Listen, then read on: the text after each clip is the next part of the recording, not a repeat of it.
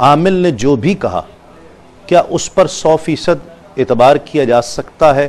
آپ کی گفتگو سے ایک چیز ثابت ہوئی کہ ہر شخص اس کو دم کر کے اس سے پیچھا نہیں چھوڑا سکتا، تو عاملین کے پاس جانا پڑے گا۔ ہاں یہ بالکل اب یہ جن چڑھ جانے سے بھی مشکل مرحلہ ہے کہ کس عامل کے پاس جایا جائے۔ جی ہاں، صحیح عامل کی شناخت جو ہے بہت ہی مشکل ہے۔ ہر ایک اپنی دکانداری لے کے بیٹھا ہوا ہے، اور ایسی صورت میں لوگوں کا گمراہ ہونا، اور جیسے کہ ڈاکٹر صاحب نے بھی ارشاد فرمایا، اور یہ ہے حقیقتاً کہ بعض عاملین اپنا کاروبار چلانے کے لیے ہر چیز کو جنات اور تعویذات کی طرف منسوب کرتے ہیں۔ میں نے ایک عامل سے یہ بھی سنا کہ ہر مرض جو بھی مرض ہے وہ عاملین کے عمل کی جنات کے یا اثرات سے یا آسیب سے ہی ہوتا ہے۔ ہاں نہیں، ایسی بات نہیں ہے، یہ تو من جانب اللہ ہے۔ اللہ تبارک و تعالیٰ نے قرآن عظیم میں بیان فرمایا۔ اچھا، انبیاء علیہ السلام کو جو بیماریاں ہوتی ہیں وہ اگر ہر بیماری شیطان کے جنات کے اثرات ہوتے تو انبیاء علیہ السلام تو جنات کے اثرات سے بالکل معصوم ہیں، اور صحابہ کرام محفوظ ہیں، اولیاء اعظام محفوظ ہیں، اور ان کو بھی بیماریاں ہوتی ہیں۔ تو ایسی بات نہیں ہے، اللہ کی طرف سے آزمائش بھی ہوتی ہے۔ تو عاملین جو ہیں بہرحال وہ اپنے جو اللہ تبارک و تعالیٰ نے ان کو علم عطا فرمایا ہے، اس کی برکت سے وہ بعض ایسے معاملات جن کا تعلق مستقبل سے ہے اس کے بارے میں اپنے رائے پیش کرتے ہیں، یا جو لوگوں پہ ایک واردات ہو رہی ہے، ایک حال طاری ہے، اس کے بارے میں خبر دیتے ہیں۔ تو یہ کوئی اللہ تعالیٰ کی طرف سے خبر نہیں ہے، رسول کریم صلی اللہ علیہ وسلم کی طرف سے، کسی نبی کی طرف سے نہیں ہے، تو اس کو قطعی اور یقینی ماننا ہی قابل گرفت جرم ہے۔ اور صحیح عامل ایسے ہی ہوگا کہ وہ اپنی بات کہتے ہوئے یہی کہے گا کہ میں یہ نہیں کہتا ہوں کہ 100% ایسا ہے، میں ایک ضمنی چیز بیان کر رہا ہوں، تو یہ ضمنی ہے، قطعی نہیں ہوتی ہے۔ عوام کے نزدیک ایک معیار، ایک کرائٹیریا جو بن چکا ہے کہ جو عامل پیسے نہیں لے رہا وہ سچا ہے، جو پیسے لے رہا ہے وہ جھوٹا ہے، یہ ٹھیک ہے؟ نہیں، بالکل غلط خیال ہے۔ حضرت جابر رضی اللہ تعالیٰ عنہ سے مروی ہے، وہ کہتے ہیں کہ ہم غزوے سے واپس آ رہے تھے تو ایک قریبی گاؤں تھا، اس کا کافر سردار تھا، اسے بچھو نے ڈنگ مار لیا۔ تو وہ لوگ ہمارے پاس آئے اور انہوں نے کہا کہ تم میں سے کسی کو کوئی منتر آتا ہے بچھو کے ڈنگ کو ختم کرنے کا؟ تو ہم میں سے ایک ایسا شخص کھڑا ہوا کہ جس کو ہم نے پہلے کبھی منتر کرتے ہوئے نہیں دیکھا تھا۔ اس نے کہا میں کروں گا، لیکن میری شرط یہ ہے کہ میں 40 بکریاں بطور اجرت لوں گا۔ اچھا، انہوں نے طے کیا، یہ گئے، انہوں نے دم کیا، وہ سردار ٹھیک ہو گیا، بکریاں لے لیں۔ تو ہم نے پوچھا کہ تم نے ایسا کون سا دم کر دیا، ہم نے تو کبھی نہیں دیکھا تمہیں دم کرتے۔ انہوں نے بتایا کہ میں نے سنا تھا کہ نبی کریم صلی اللہ علیہ وسلم نے فرمایا کہ الحمد شریف میں شفا ہے، تو میں نے 7 دفعہ حمد شریف پڑھ کے دم کیا تو اللہ نے اس کو شفا دے دی۔ اب ہمارا اختلاف ہوا ان بکریوں کو کھانے کے سلسلے میں کہ یہ چونکہ دم کی اجرت ہے تو ہم اس میں کچھ تصرف کر سکتے ہیں کہ نہیں۔ فیصلہ یہ ہوا کہ نبی کریم صلی اللہ علیہ وسلم سے پوچھا جائے گا۔ سرکار کی بارگاہ میں حاضر ہو کے جب عرض کی تو سرکار نے خوش ہوئے، اس سے پوچھا کہ تمہیں کس نے بتایا کہ ایسا ہے؟ عرض کی رسول اللہ آپ ہی نے تو شاید فرمایا تھا اس میں شفا ہے۔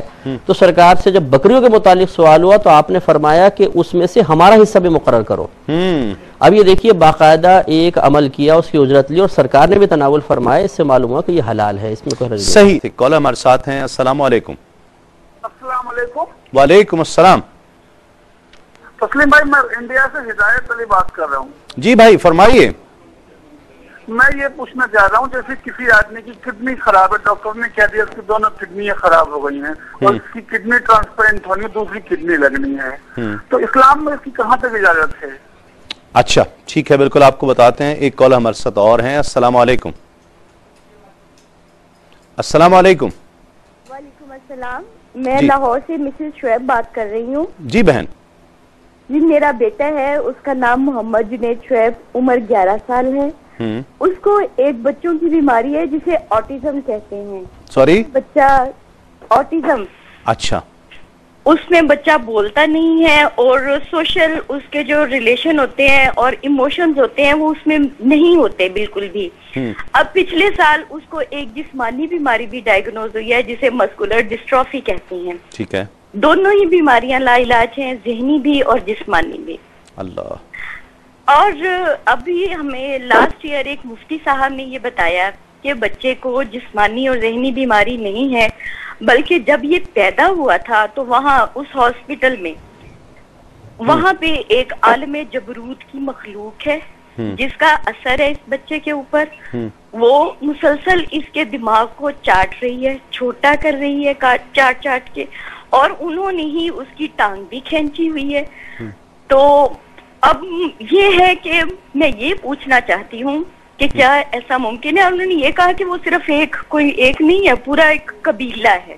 اچھا، ایسا انہوں نے اپنے آپ کو جو ہے، اور وہ اتنی ڈراؤنی ہے. نہیں تو آپ نے ان سے کوئی علاج پوچھا اس کا؟ انہوں نے اس کا علاج کیا بچے کا کچھ عرصہ، لیکن ایک تو یہ کہ وہ مفتی صاحب بالکل بھی عورتوں سے بالکل نہیں ملتے. وہ بچہ میرے علاوہ اور کسی کے قابو میں آتا نہیں ہے، اس سے ڈیل کرنا بہت مشکل ہے.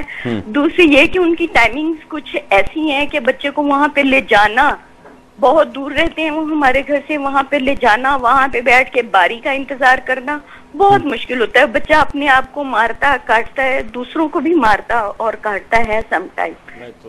تو بالکل اس حوالے سے میری بہن ضرور ہم بات کریں گے. میں مفتی صاحب سے بھی پوچھوں گا، ڈاکٹر صاحب سے بھی اس حوالے سے ضرور بات کروں گا اور انشاءاللہ تسلی بخش جواب آپ کو دیں گے. میں آپ کی پریشانی یوں کہیں کہ میں اگر کہوں کہ محسوس کر سکتا ہوں تو یہ غلط بات ہوگی، اس لیے کہ آپ ماں ہیں اور آپ روزانہ اس سے ڈیل کر رہی ہیں.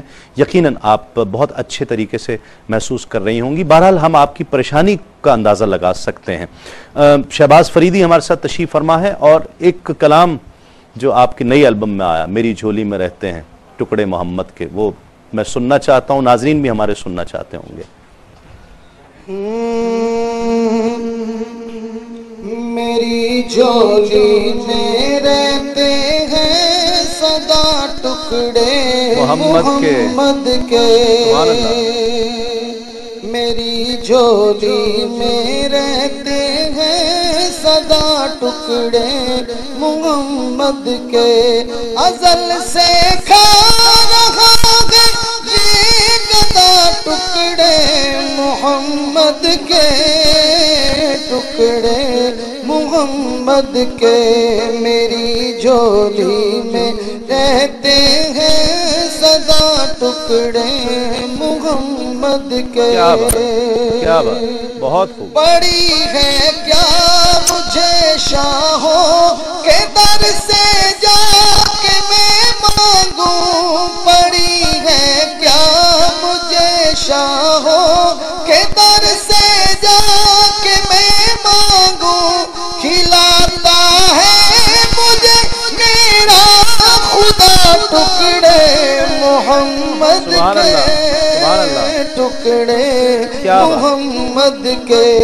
میری جھولی میں رہتے ہیں سدا ٹکڑے محمد کے، میری جھولی میں رہتے ہیں سدا ٹکڑے محمد کے. میرے مولا علی و فاطمہ حسنین کے صدقے، میرے مولا علی و فاطمہ حسنین کے صدقے، میری نسلوں کو بھی کرنا عطا ٹکڑے محمد کے، ٹکڑے محمد کے. میری نسلوں کو بھی کرنا عطا ٹکڑے محمد کے. میری جھولی میں رہتے ہیں سدا ٹکڑے محمد کے. میرا دامن کبھی الطاف خالی رہ نہیں سکتا، کہ دیتے ہیں مجھے آلے ابا ٹکڑے محمد کے، ٹکڑے محمد کے. میری جھولی میں رہتے ہیں سدا ٹکڑے محمد کے. سوالات جس طرح سے آئے اور یقیناً لوگوں کا کنسرن شو کرتا ہے کہ لوگوں کی کتنی دلچسپی ہے اس موضوع کے ساتھ. آپ کے نزدیک علاج کیا ہے؟ کوئی جن ہرٹ کرتا ہے کسی بھی طرح سے؟ یہ انہوں نے اصل میں دو ڈیزیزز کا ذکر کیا ہے، آٹزم کا اور مسکولر ڈسٹروفی. اب جن لوگوں کو نہیں پتا تو ان کے لیے کہ آٹزم ایک مینٹل ڈس آرڈر ہے جس میں بچے کی سیکھنے کی صلاحیت نہیں رہتی، اور مسکولر ڈسٹروفی ایک ایسا مسئلہ ہے جس میں انسان کے مسلز جواب دے جاتے ہیں. ٹھیک. اب دیکھیے مسئلہ پتہ ہے کیا، میں نے آپ کو پہلے بتایا کہ یہ جو دو انتہائیں ہیں، ایک مانتا ہی نہیں، ایک ہر چیز جنوں پہ ڈال دیتا ہے۔ اب یہ اس طرح کے جو علماء ہیں، اب کیا مفتی ہیں، جو بھی وہ نام ان کو دینا چاہیں، کہ جنہوں نے ایک سمپل میڈیکل ڈس آرڈر کو اٹھا کے جنوں کے اوپر ڈال دیا، تو یہ بھی اتنی ہی غلط بات ہے کہ جتنا کوئی اور کہے کہ جن ہوتے ہی نہیں ہیں۔ یہ بیلنس آؤٹ ہے، بیلنس نہیں ہے نا ہمارے پاس۔ ہو سکتے ہیں، آپ کیا کہتے ہیں، یہ ہو سکتا ہے کہ جن ہو؟ یہ بالکل نہیں ہے، بالکل نہیں ہے، بالکل نہیں ہے۔ آپ کیسے اتنے یقین سے کیسے؟ دیکھیے اس پہ اتنی میڈیکل ریسرچ ہو چکی ہے، آٹزم کے اوپر پہ اور مسکولر ڈسٹرافی کے اوپر بھی۔ یہ جب بچہ پیدائش کے وقت ووم کے اندر، ماں کے پیٹ کے اندر تخلیق ہو رہا ہوتا ہے، اس وقت اس کے اندر جینیٹک ڈس آرڈرز ہو جاتے ہیں، اس کے ذہن کی سٹرکچر جو ہے جینیٹکلی وہ ویسے بن نہیں پاتا۔ ریزنز بھی پتہ ہیں، ویسٹ میں اس لیے زیادہ ہو رہا تھا کہ اور شراب نوشی کرتی ہیں اور سور کے گوشت کی وجہ سے زیادہ ہوتا ہے۔ ہمارے ہاں کیوں زیادہ ہوتا ہے؟ ہمارے ہاں یہ میرجز، انٹر میرجز، کزنز کے اندر شادی، اس کی وجہ سے زیادہ ہو رہا ہے۔ ڈپریشن کی وجہ سے ہمارے ہاں میل نیوٹریشن ہے، یعنی خوراک لوگ صحیح سے نہیں کھا رہے۔ ہر 3 میں سے 1 پاکستانی اس وقت خوراک کی کمی کا شکار ہے، تو اس کی وجہ سے ایک تو کہنا یہ ہے کہ یہ جنات نہیں، بالکل بھی نہیں ہے۔ دوسری بات، اگر جنات ہوں تو اس کا علاج سائیکولوجی میں کیا ہے؟ جی دیکھیے، پہلی بات یہ جو عاملین علاج کرتے ہیں، اس پر آپ یقین کرتے ہیں؟